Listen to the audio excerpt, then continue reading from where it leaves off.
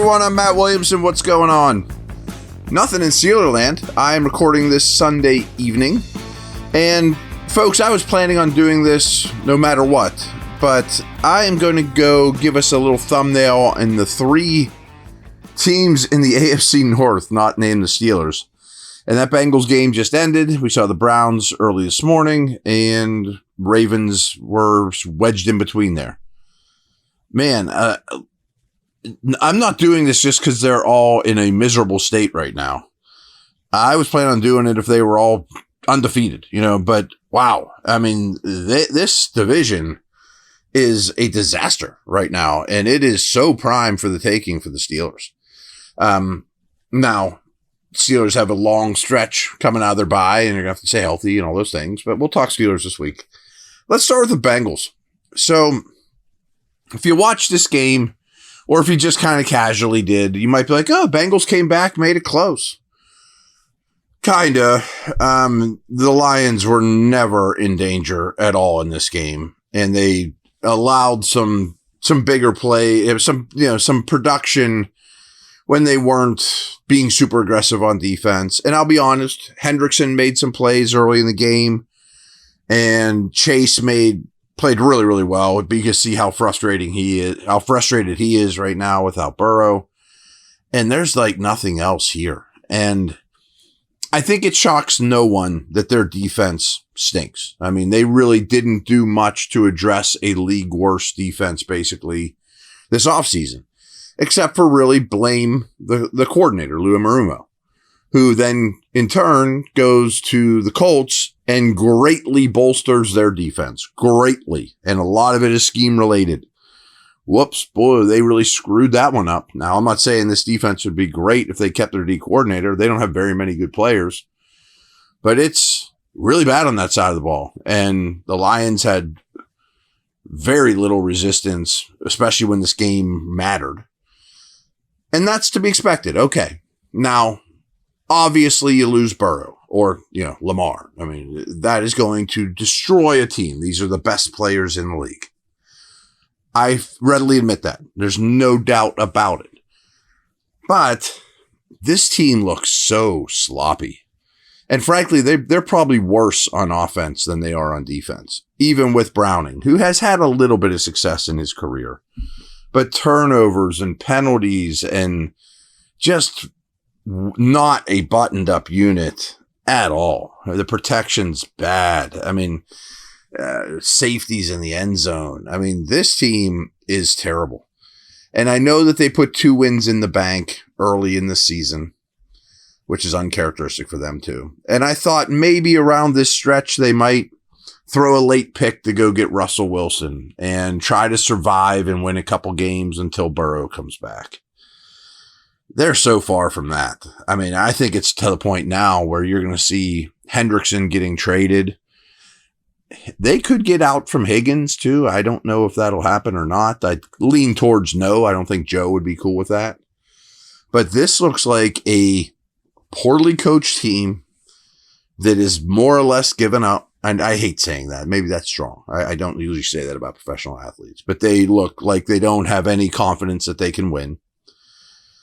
And it's more than just losing the quarterback. It really is. And it looks like a bad organization from top to bottom with a couple stars that might not be there that much longer or aren't available at the moment. So the Bengals are a disaster. And frankly, I think they're the worst team in the division right now.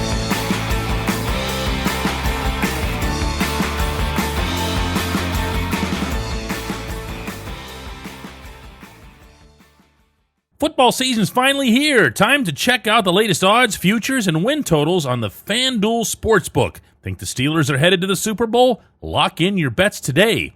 Whatever your game, FanDuel Sportsbook delivers the latest lines, futures, and specials, so you can join in on all the action. Hey guys, if you're planning to see a Steelers game, use the Game Time app to get your tickets. You can snag new ticket deals before anyone if you set it into your app alerts. The app is easy to use. No surprise fees at checkout. You can see your seat view before buying, and you're getting legit tickets delivered on time. If you're not much of a planner, you can get last-minute deals on tickets right up to the start of the event. Lowest price guaranteed. where Game Time will credit you 110% of the difference. Download the Game Time app and enter the code DK Steelers into your app profile to get $20 off your first purchase.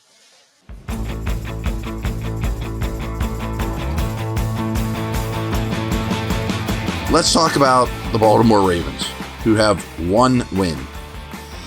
Teams with a 1-4 record since the year 2000 make the playoffs at a 7% clip. Wow. Now, I am not going to bury this team because their hardest games were at the beginning of the year and their schedule lightens up and Lamar will come back and some of their injuries will rectify themselves. And this team still could win their last 8 games in a row and get in the playoffs and be the team that no one wants to face. That's still possible. No doubt.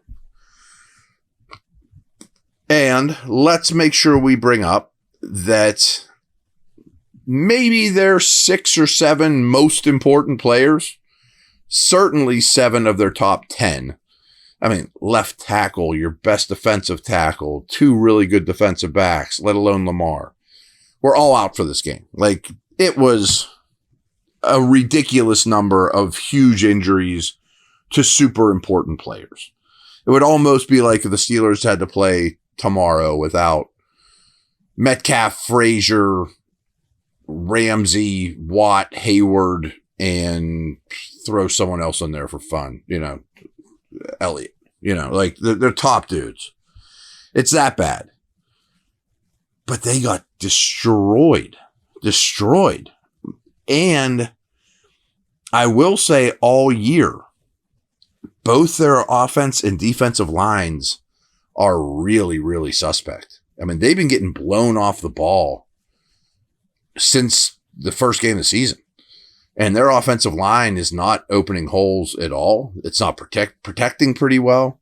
Even when they were healthy, they can't get Henry going. They don't have any kind of lead. I'm curious if he's maybe lost a step as well. But he doesn't produce at all. And especially when they're playing from behind, he's on the sidelines. But they're a mess. I mean, they are DEFCON 3 or what, I don't know what that is, but something really bad. Again, they could rebound, but Houston's offense has been very dysfunctional for the whole season. And they walked up and down the field on these guys from the start without any problem. And again, there's at least hope that just get over this horrendous stretch. But I fear that they've dug too deep a hole. I mean, and even with that being said, I also fear that they're just not good enough on either lines of scrimmage to really get to be the team that we thought they might be in terms of just contenderness. Lamar's going to have to be ridiculous when he comes back. And when's that? Is that 2 weeks, 3 weeks? They are in trouble. We'll see. We'll see. My tune might change on the Ravens. I am very up to that possibility. But as they're playing right now, they're one of the worst 8 teams in the league. This sounds insane. But of these 3 teams, I think the Browns are the best one. Like, to be honest, who would you... Well, their trip overseas and what that's going to take out of them aside, who would you most want to play next week at Acrisure? I would say the Bengals 1, the Ravens 2, the Browns 3. Browns were pretty impressive today. And I destroyed them, and I'll stand by it, that I hated their draft class. The reason I hated their draft class isn't the players they took. It was that they drafted 0 offensive linemen. Like, if you're going to trade away from Hunter and get all those picks, you have to go get the position that's hardest to get. Like, I would have taken Membo with my first pick. I'm on record for all these things. Now, that being said, they're playing more rookie snaps than any team in the league. And pretty much all their rookies look good. They're all good football players. Judkins is really good. Schlesinger, the linebacker, really good. So there's hope there at least. Let's talk about their defense, though. That defense is one of the best in the league. And I know you guys hate when I say these things, but Myles Garrett, he wasn't incredible today, but this is by far his best season of his career, which is monstrous. I mean, he has leveled up this year. And I know there's a bunch of D linemen around him that you don't know, but they're all playing really well. I mean, heck, Devin Bush is playing okay. They're a well-coached, aggressive defense. And I don't want to spend too much time on the Browns because obviously we will throughout the week. They play a lot of single high. They play a lot of man. And Garrett drives the ship. And that defense is going to keep them competitive against most teams, as it did today and as I expect it will in Pittsburgh in a week. The offense, I still don't like their O-line, and their pass catchers are okay. But I thought Gabriel played okay. I think that Stefanski's a good offensive coach. And I thought Gabriel got the ball out of his hands. His stat line was very underwhelming. But he wasn't dumb with the football, and he didn't look overwhelmed, and ball came out, and they got the ball to the tight ends, Fannin and Njoku. The receivers are kind of Judy and nobody else at this point, and I think Judy's overrated. But Judkins, their running back, as I mentioned, is a player. The O-line, especially the left tackle situation, is rough. Their left tackle's bad. The rest of the O-line's kind of old and should have been replaced via the draft, but that's just my soapbox I'm going to stand on with their draft class. I actually think that the Browns should kind of be happy with how things are going. The Bengals have to be. I hope the other two teams just don't say, we lost an MVP caliber quarterback, that's why we stink. Of course, that's a huge portion for both of it. But there's bigger problems in Baltimore and especially Cincinnati. I mean, Cincinnati, I don't trust to get it right. Not even the rest of the year. I mean, like next year, the year after. I mean, they could be in bad situation. So Steelers run a bye. They sit back and watch everybody lose in the division. Great. But maybe more importantly, they all look like garbage, basically, except for kind of the Browns. But that's just because we're judging off preseason expectations. They're not one of the worst two or three teams in the league. They're not. This year has been semi-successful for the Browns, considering expectations. The other two, holy smokes. All right, everyone, take care. Over and out.